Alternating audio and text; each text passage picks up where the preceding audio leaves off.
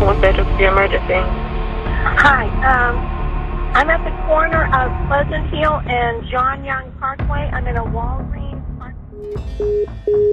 The wind howled through the Texas night, carrying with it a faint, eerie echo of a life lost. A young woman lay lifeless in her home, the victim of a senseless act of violence. Her name was Sandra Stotler, and she had no way of knowing that on this night, her life would be ripped away in a terrifying, cold-blooded murder. Just a few feet away, in the woods, another man would also lose his life in the same brutal fashion.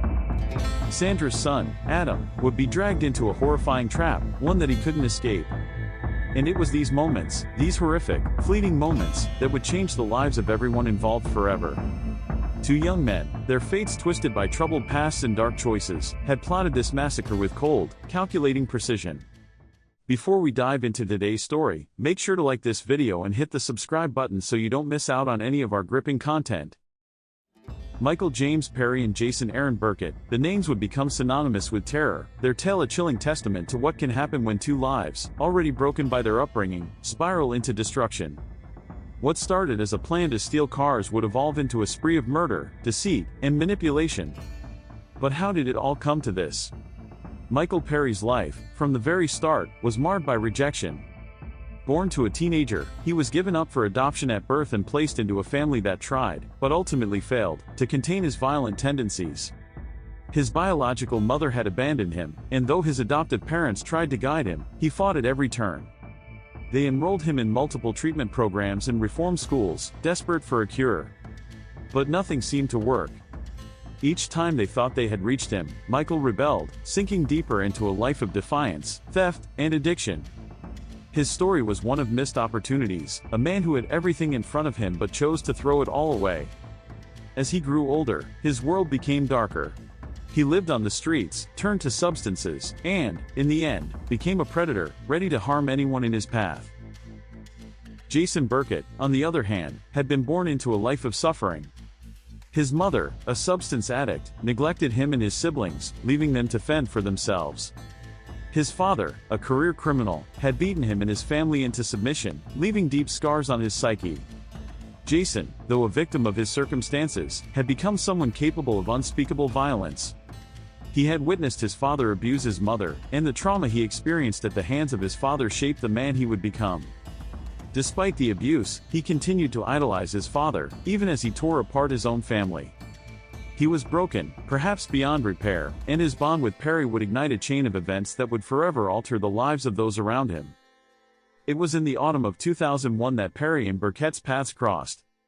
The two young men, both desperate, both angry, and both broken in their own ways, found common ground in their shared love of violence and their desire for wealth through theft. It was a lethal combination, one that would lead them to the Stotler household in Conroe, Texas, on October 24, 2001. They weren't looking for a fight. They weren't looking for a confrontation. They simply needed new cars. It started innocently enough. Perry and Burkett knew that the Stotlers were well off. They had a new Camaro and an Isuzu Rodeo. Their plan was simple. They would ask Sandra Stotler to let them spend the night and steal her Camaro while she slept. The two arrived at her home late in the evening, but things took a dark turn when Sandra informed them that her son wouldn't be home for another 2 hours. Perry and Burkett left the house, but their greed, and their need for immediate gratification, pulled them back. They parked their truck down the street, deciding to steal the car even with Sandra at home. It was at this point that the true horror began. Burkett distracted Sandra, talking to her as Perry, armed with a shotgun, snuck into her home. He hid inside the laundry room, waiting for Sandra to open the back door. When she did, Perry shot her without hesitation. She fell to the ground, still alive, struggling to get up. He shot her again, this time ensuring that her life was snuffed out. As her body crumpled to the floor, they covered her with sheets, and Burkett loaded her body into his truck. Their mission, however, wasn't yet complete. Perry, desperate to steal the Camaro, began searching for the keys, but to no avail. They couldn't find them. Frustrated, the two decided to drive off in the Isuzu Rodeo, leaving Sandra's lifeless body discarded in the house. But they weren't done. They drove to a gated community where Sandra lived, waiting for her son, Adam, to return. And when he did, they would deceive him, luring him into the woods under the pretense of helping a friend. But this wasn't a rescue. it was another trap. As Adam and his friend, Jeremy Richardson, followed them into the woods, the two men planned to kill them, too. Perry, once again, showed no hesitation. He took the keys from Adam's car and, with Burkett's help, shot Jeremy in cold blood. Burkett followed up by shooting Adam multiple times. They left the two bodies in the woods, stealing Adam's car as they fled. What followed was an almost surreal sequence of events. They returned to the Stotler house, making sure everything was covered up. Perry, heartless and confident, stole Adam's wallet and keys before speeding off in the stolen Camaro. The two drove to a nightclub, as if everything had gone according to plan. But it hadn't. The investigation began, and the pieces slowly started to fall into place. The stolen Camaro, the body found in the lake, and the stolen wallet were all part of a puzzle that would soon lead police directly to Perry and Burkett. The horror of Sandra Stotler's death, coupled with the murder of her son's friend, Jeremy Richardson, reverberated throughout the small town of Conroe, Texas. It wasn't long before law enforcement began piecing together the chilling truth behind the brutal murders. But the story was far from straightforward. Perry and Burkett thought they had covered their tracks, but they made a critical mistake, one that would eventually lead to their downfall. The first breakthrough came when Sandra's body was found in the nearby lake on October 27, 2001. Her daughter, Lisa Ballaun, would later express the disbelief and horror she felt upon hearing the news. For her, this was not just the loss of a mother, it was the beginning of a devastating chain of events that would shake her family to its core. Police discovered that Sandra's car, the Isuzu Rodeo, was missing, as was Adam's vehicle. But it was Adam's car, left abandoned, that led officers to the key suspects. The vehicle had been spotted near a truck stop, and after a brief pursuit, law enforcement officers managed to catch up to it. In a dramatic moment, the suspects, Perry and Burkett, were found inside the stolen car. The two fled on foot, but not before striking a sheriff with their vehicle as they attempted to escape. The officer, however, was able to shoot out a rear tire, causing the car to crash. Perry was injured, suffering a severe cut to his arm, while Burkett managed to run but was eventually captured after a brief manhunt. The investigation had been fast-tracked, and both men were arrested soon after the crash. But the most crucial breakthrough came during their interrogation. Michael Perry, despite his violent and erratic behavior, was the first to break. It didn't take long before he confessed to the murders. He revealed the horrifying details of the night, how they had planned to rob Sandra, how they killed her in cold blood, and how they had murdered Adam and his friend Jeremy. Perry's confession was damning. It painted a chilling picture of two young men who had planned the crime in advance and carried it out without mercy. However, Burkett, unlike Perry, remained silent during much of the investigation. His role in the murders, while confirmed by Perry's confession, was still shrouded in mystery. It would be up to witnesses and further evidence to solidify his involvement in the killings. While in custody, Perry became known for his violent outbursts. On one occasion, he was so belligerent that officers had to restrain him. He even attempted to bite one of them. His behavior only further painted the picture of a man who had been lost to anger and violence for much of his life, a man whose past, filled with neglect, rebellion, and crime, had finally led him to this dark end. But the investigation didn't stop with Perry's confession. Evidence continued to mount. DNA found on a cigarette butt underneath one of the victims linked Perry to the crime scene, solidifying the case against him. Witnesses testified about the men's actions, and the entire community began to realize just how brutal these murders had been. The fact that these two young men had killed without hesitation, driven by greed and apathy, only added to the horror of it all. The cases against Perry and Burkett would ultimately go to trial. And as the courtroom drama unfolded, so did the painful truths about their pasts. The prosecution would seek death for both men. What followed was an emotional and drawn-out legal battle that would see both defendants face the consequences of their actions. In February 2003, Michael Perry stood trial for the murder of Sandra Stotler. The trial was intense and filled with emotional testimonies. Perry's DNA was found at the crime scene, and his confession was undeniable. For the prosecution, there was no question that he was guilty of the cold-blooded killing of an innocent woman. As the trial moved forward, Perry continued to claim his innocence. He insisted that his confession had been coerced, but the evidence was overwhelming. He had been in the house when Sandra was shot. He had taken her car, stolen her belongings, and left her body to be found in a nearby lake. The jury deliberated for only 2 hours before returning a guilty verdict. The sentencing phase of Perry's trial was just as intense. The prosecution pushed for the death penalty, citing his complete lack of remorse and his violent history. As the jury deliberated, Perry maintained that he had been wronged, that he was not the monster the prosecution had painted him to be. But it was no use. The jury decided that Michael Perry deserved to die for his actions. On October 27, 2003, Jason Burkett was also tried for the murder of Jeremy Richardson. Burkett's defense team tried to argue that his upbringing had been so devastating that he was incapable of understanding the consequences of his actions. They brought in family members and psychologists to testify about his dysfunctional childhood. His father, Delbert Burkett, was brought to court to testify in his son's defense. Delbert, a convicted felon, begged the jury to spare Jason's life, admitting that he had failed as a father and that his son had suffered as a result. It was a heartbreaking moment. Jason, who had always idolized his father, appeared emotionally affected by his testimony. But despite the plea for mercy, the jury found him guilty. However, in a twist of fate, Burkett was spared from the death penalty by a mere 2 votes. He would receive a life sentence instead of execution. While Perry's fate was sealed in an instant, Burkett's life sentence left many wondering if justice had truly been served. The prison years for Perry and Burkett were filled with turmoil and regret. Perry, who had once claimed that he was innocent, now faced the reality of his situation. He spent his days on death row, waiting for the inevitable.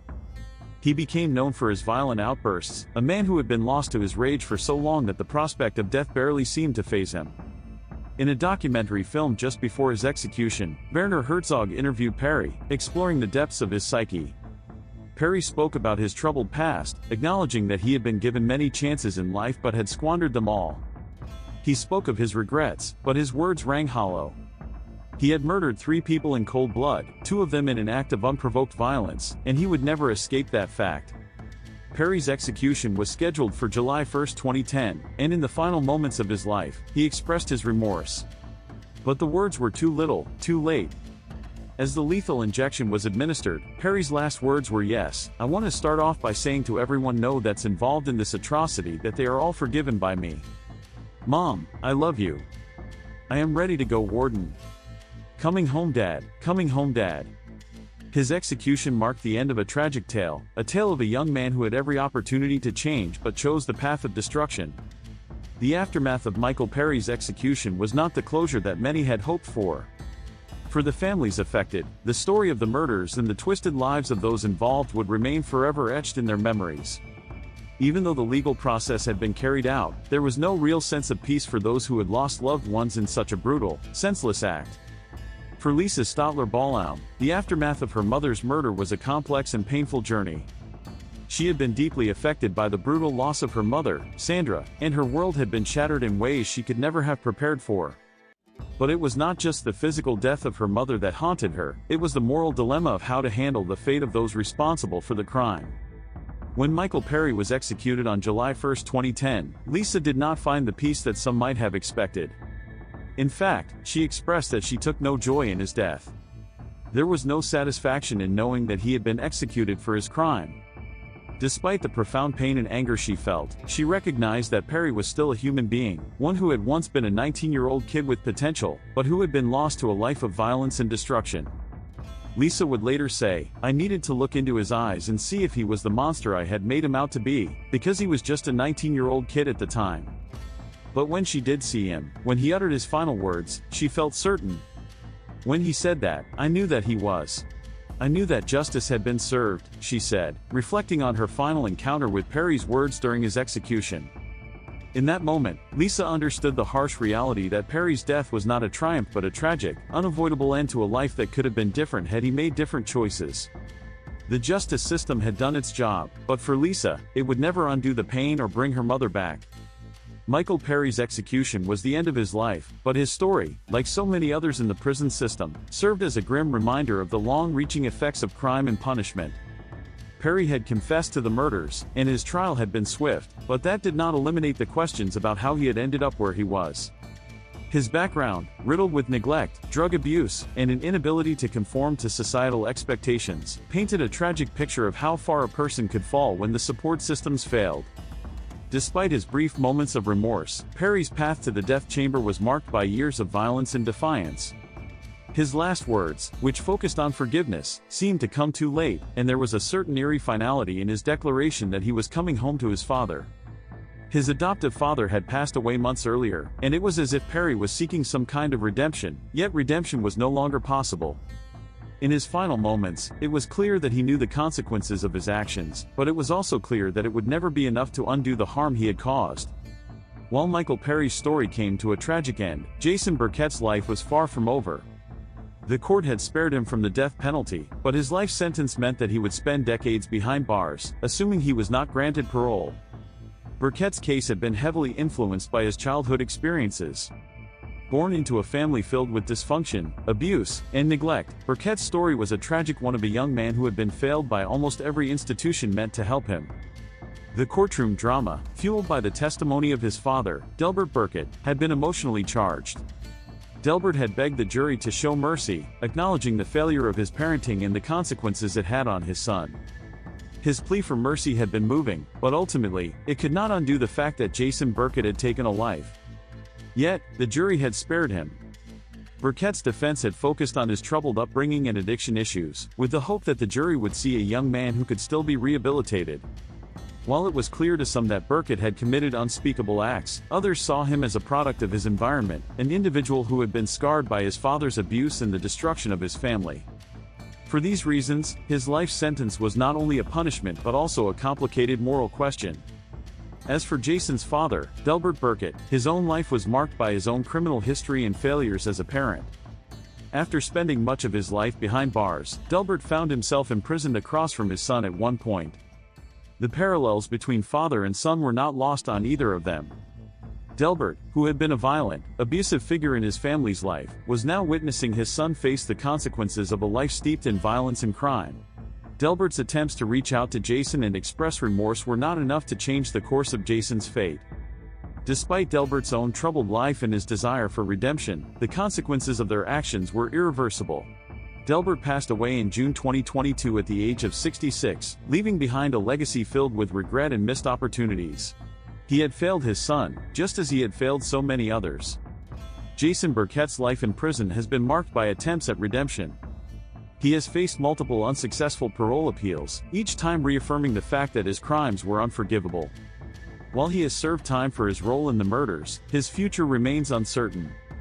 He will not be eligible for parole until November 2041, giving him decades to reflect on the actions that led to the deaths of 3 innocent people. His future on the parole board remains murky.